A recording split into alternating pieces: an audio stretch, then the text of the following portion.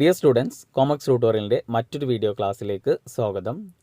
Calicut university 5th semester valuation camp തുടങ്ങുന്നതുമായി ബന്ധപ്പെട്ടിട്ടുള്ള നോട്ടിഫിക്കേഷനാണ് വന്നിട്ടുള്ളത്.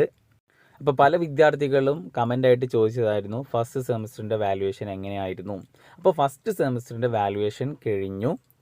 അപ്പോൾ അതിൻ്റെ വാല്യുവേഷൻ ലിബറൽ ആയിരുന്നോ അതല്ല ടൈറ്റ് ആയിരുന്നോ എന്നുള്ളതൊക്കെ. അപ്പോൾ വാല്യുവേഷന് ലിബറലാക്കാനും ടൈറ്റ് ആക്കാനും ഒന്നും യൂണിവേഴ്സിറ്റി പറഞ്ഞിട്ടില്ല. ഇപ്പോൾ നോർമലി നോക്കുന്നത് പോലെ തന്നെയാണ് വാല്യുവേഷൻ പോയിട്ടുള്ളത്. അപ്പോൾ എന്തായാലും ഫസ്റ്റ് സെമസ്റ്ററിൻ്റെ വാല്യുവേഷൻ കഴിഞ്ഞു. ഒരു അടുത്ത മാസം മെയ് ലാസ്റ്റ് അല്ലെങ്കിൽ ജൂൺ ഫസ്റ്റ് വീക്കോട് കൂടിയിട്ടൊക്കെ ഫസ്റ്റ് സെമസ്റ്ററിൻ്റെ റിസൾട്ട് പ്രതീക്ഷിക്കാവുന്നതാണ്. ഇനി 5th സെമസ്റ്ററിൻ്റെ വാല്യുവേഷൻ ക്യാമ്പ് തുടങ്ങുന്നതുമായി ബന്ധപ്പെട്ടുള്ള നോട്ടിഫിക്കേഷനാണ് വന്നിട്ടുള്ളത്. 22/4/2022 വന്നിട്ടുള്ള നോട്ടിഫിക്കേഷനാണ്.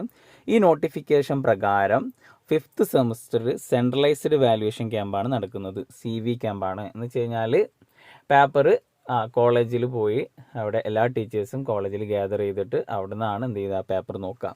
5th സെമസ്റ്ററിൻ്റെ വാല്യുവേഷൻ സപ്ലിമെൻ്ററി, ഇംപ്രൂവ്മെൻറ്റ്, റെഗുലർ എല്ലതും എന്താണ് മെയ് 9 കൂടിയിട്ട് ക്യാമ്പ് തുടങ്ങുമെന്നാണ് ഈ നോട്ടിഫിക്കേഷൻ പ്രകാരം നമുക്ക് കിട്ടുന്ന വിവരം. അപ്പോൾ എല്ലാ ടീച്ചേഴ്സും ക്യാമ്പിന് പങ്കെടുക്കാൻ പറഞ്ഞിട്ടുണ്ട്. അതേപോലെ CV ക്യാമ്പ് നടക്കുന്ന കോളേജുകൾ അതിനനുസൃതമായിട്ടുള്ള ആക്ഷൻസും നെസസറി സ്റ്റെപ്സൊക്കെ എടുക്കാൻ പറഞ്ഞിട്ടുണ്ട്. അപ്പോൾ എന്തായാലും വാല്യുവേഷന് 9 കൂടിയിട്ട് മെയ് 9 കൂടിയിട്ട് തുടങ്ങുമെന്നാണ് പ്രതീക്ഷിക്കുന്നത്. അത് നമുക്ക് തന്നെ പ്രതീക്ഷിക്കാം. ഓക്കെ, അത് കഴിഞ്ഞ് കഴിഞ്ഞാൽ 5th സെമസ്റ്ററിൻ്റെ വാല്യുവേഷൻ്റെ കൂടെ തന്നെ 1-2 ദിവസം കഴിഞ്ഞാൽ ഉടനടി എന്തുണ്ടാകും, 6th സെമസ്റ്ററിൻ്റെ വാല്യുവേഷൻ ക്യാമ്പ് സ്റ്റാർട്ട് ചെയ്യും. അപ്പോൾ ഇവിടെ നോക്കുക, പ്രൊജക്റ്റിൻ്റെ വാല്യുവേഷന് അല്ലെങ്കിൽ പ്രൊജക്റ്റിൻ്റെ വൈവ എന്ന് മുതലാണ് 28 മുതൽ 6-7 ദിവസങ്ങൾക്കുള്ളിൽ പ്രൊജക്റ്റിൻ്റെ വൈവ കംപ്ലീറ്റ് ചെയ്യും ഫൈനൽ ഇയേഴ്സിൻ്റെ 6th സെമസ്റ്ററിൻ്റെ.